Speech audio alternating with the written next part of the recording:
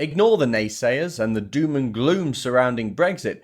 President Trump wants to work with the UK on a cutting-edge trade deal.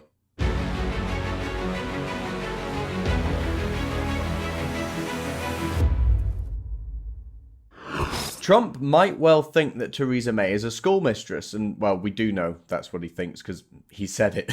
So I'm confident that he doesn't like Theresa May, but I'm glad that he can see through her and he can see through our traitorous politicians in the UK and still want to work with Britain on a mutually beneficial trade deal. It's fantastic news. And in a letter written to Congress on Tuesday by Robert Lighthizer, the trade representative for the US, he said that the United States will be well prepared to start negotiations with the UK on a broad and deep trade and investment relationship.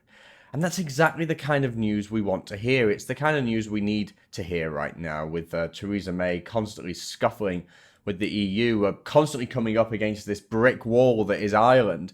It seems very negative, Brexit, at the moment, so it's nice to hear a bit of good news.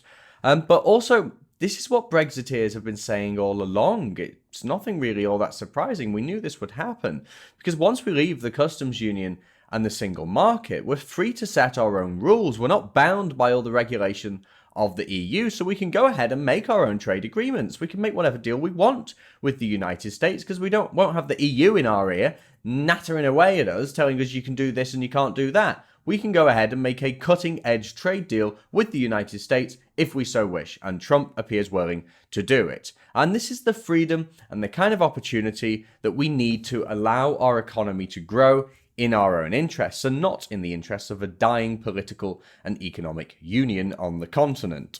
And this is something that Trump has been pledging for a while.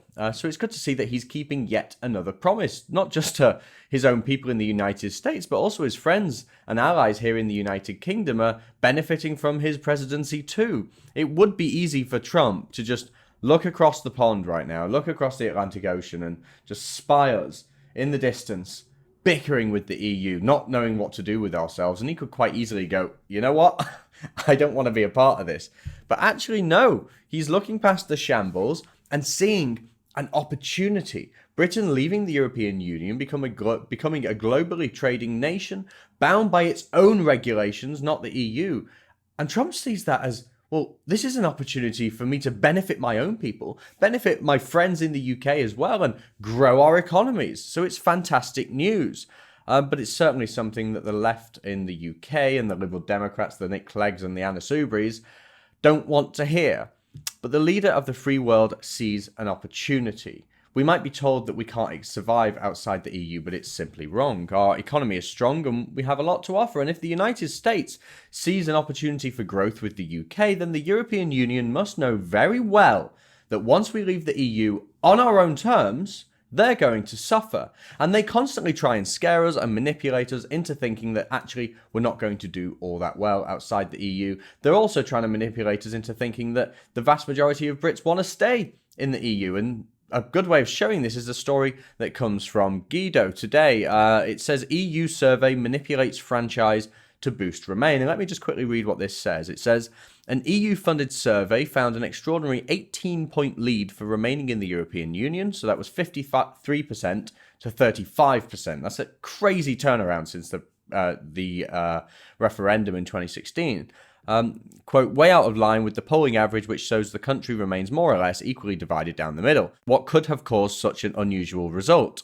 Upon deeper inspection, number boffin Matt Singh found that Kantar poll had included respondents as young as 15 years old, as well as others who are not entitled to vote, such as non-UK citizens. On top of that, it was not weighted to the 2016 vote, nor did it include any turnout modelling.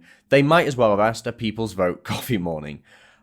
And there you have it. The constant manipulation by the press, by the EU, by everybody who doesn't want us to leave, to first off tell us that we won't survive outside the EU, and then secondly tell us, well, you don't even want to leave anyway, so why not just change your mind? So while this news that Trump wants to start a deal with the UK is a great sign that we have opportunities post-Brexit, it also reaffirms to me that the European Union is just bluffing when they threaten us. If they want to hurt us when we leave the European Union on our own terms, then they are the ones who are going to suffer. That's why they're trying to terrify us about the prospect of leaving on our own terms. the European Union will suffer and they will come crawling back to us. Hate preacher Anjem Choudary has hundreds, if not thousands, of disciples across the UK. He's been radicalising young people for over 20 years, and many of his disciples have gone on to kill. And yet, after only serving 2.5 years in prison, he's due to be released, and the government can stop it. With your help, we can tell the government to stop it and send this man back to prison. So please go to jailanjem.com and sign the petition.